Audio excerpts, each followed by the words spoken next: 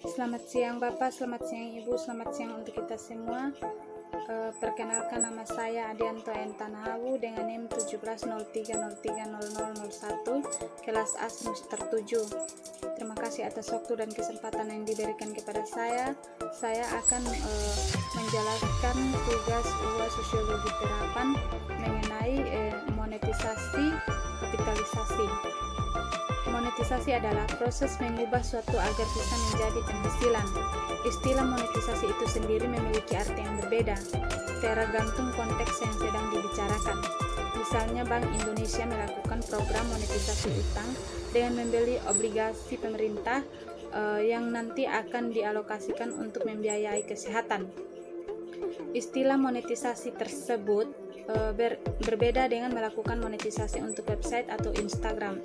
Jika monetisasi platform media sosial atau website, orang yang akan melakukan hal tersebut akan mendapatkan penghasilan dari blog atau bahkan media sosial pribadinya. Adapun keuntungan melakukan monetisasi antara lain. Yang pertama, mendapatkan penghasilan tambahan. Salah satu keuntungan dari monetisasi adalah kita mendapatkan penghasilan tambahan.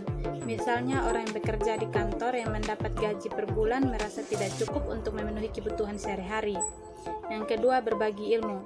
Untuk bisa melakukan monetisasi, seseorang harus membuat konten di dalam platform pribadi, entah itu YouTube, blog, TikTok, atau bahkan Instagram. Dalam membuat sebuah konten, seseorang harus meneliti terlebih dahulu isi komentar agar dapat disampaikan dengan baik terhadap audiensnya. Yang ketiga, menambahkan wawasan dunia digital. Di zaman sekarang, mendapatkan uang tidak hanya berasal dari dunia offline saja, melainkan juga bisa dari online atau internet. Oleh karena itu, penting untuk mempelajari dan melakukan monetisasi dari sekarang, sebab wawasan tersebut nantinya akan berguna dalam jangka waktu panjang. Kapitalisasi adalah sebuah upaya pemilik perusahaan untuk menyertakan modal bagi perusahaan. Ada banyak sumber modal bagi perusahaan yang bisa menjadi pilihan yang sesuai dengan kebutuhan perusahaan. Dengan kata lain, kapitalisasi adalah upaya untuk memasukkan investasi bagi perusahaan. Kapitalisasi terdiri dari modal saham, obligasi, pinjaman, cadangan gratis, dan lainnya. Kapitalisasi merupakan investasi permanen di perusahaan, tidak termasuk pinjaman jangka panjang. Kapitalisasi berbeda dengan struktur modal. Jika struktur modal adalah istilah yang luas dan berkaitan dengan aspek keuntungan, maksudnya aspek kualitatif keuangan, maka kapitalisasi adalah istilah yang sempit dan berkaitan dengan aspek kuantitatif. Kondisi kapitalisasi dalam keuangan perusahaan sebaiknya selalu berada dalam kondisi normal. Dalam kondisi kelebihan kapitalisasi disebut overkapitalisasi, sedangkan perusahaan dalam kondisi kekurangan kapitalisasi disebut underkapitalisasi. Yang berikutnya, kondisi kapitalisasi, overkapitalisasi. Overkapitalisasi adalah situasi kapitalisasi di mana keuntungan aktual perusahaan tidak cukup untuk membayar bunga atas pinjaman dan membayar dividen atas saham periode waktu tertentu. Berikutnya, underkapitalisasi. Perusahaan yang dalam kondisi underkapitalisasi adalah perusahaan yang menghasilkan laba sangat tinggi dibandingkan dengan industri. Hubungan antara monetisasi dengan kapitalisasi yaitu monetisasi berbicara tentang proses mengubah sesuatu agar bisa menjadi penghasilan. Sedangkan kapitalisasi berbicara tentang investasi permanen di perusahaan, tidak termasuk pinjaman jangka panjang. Monetisasi merujuk kepada bagaimana cara seseorang mendapatkan atau memperoleh penghasilan selain penghasilan dari pekerjaan tertentu untuk mencakup kebutuhan sehari-hari. Namun dalam melakukan sebuah monetisasi, seseorang harus mampu mengetahui langkah-langkah yang harus diperhatikan dalam menggunakan teknologi yang semakin canggih. Monetisasi sangat bermanfaat karena di dalam monetisasi, selain mendapat penghasilan, seseorang juga dapat membagi ilmu yang dimiliki dan juga dapat berwawasan tentang dunia digital. Sedangkan kapitalisasi merujuk pada investasi permanen di sebuah perusahaan yang tidak dapat dirubah lagi. Kapitalisasi berbeda dengan struktur modal karena kapitalisasi adalah istilah yang sempit dan berkaitan dengan aspek kuantitatif. Kondisi kapitalisasi terdiri atas dua kondisi, yaitu overkapitalisasi dan adalah hubungan aktual perusahaan tidak cukup untuk membayar bunga atas pinjaman, membayar dividen atas saham selama periode waktu tertentu.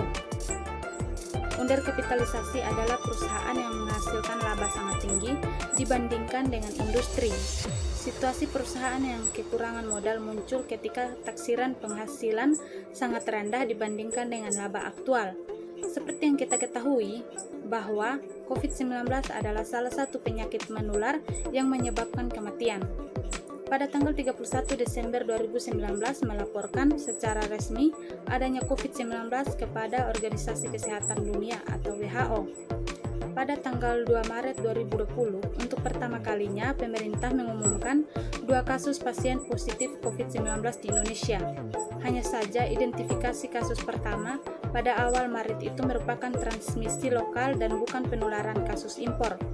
Sejak Januari saat COVID-19 diumumkan dapat menular antar manusia dan sudah menjajah di berbagai negara lain selain Wuhan di Cina.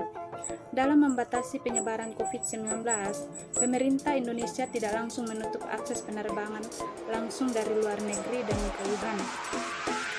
Untuk mencegah penyebaran COVID-19 di Indonesia, maka pemerintah Indonesia mengambil salah satu kebijakan, itu kebijakan lockdown atau karantina bagi orang-orang yang melakukan perjalanan dari luar Indonesia. Angka kasus infeksi COVID-19 di dunia masih terus bertambah.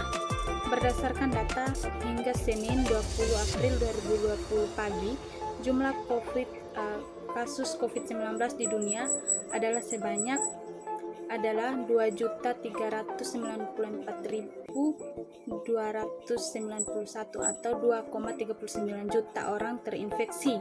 Dari jumlah tersebut, 1.064.938 orang dilaporkan meninggal dunia dan 611.860 orang telah dinyatakan sembuh.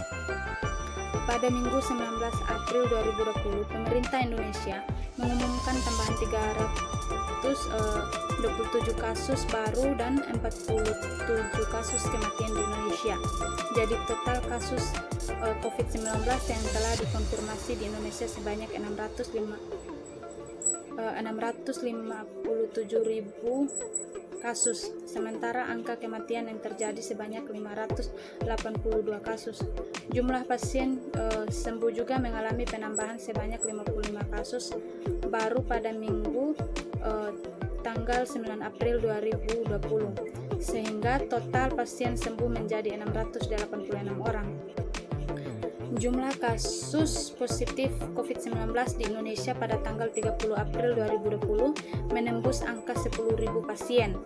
Data gugus tugas percepatan penanganan COVID-19 menunjukkan total jumlah kasus positif COVID-19 di Indonesia sebanyak 10.011.018 pasien.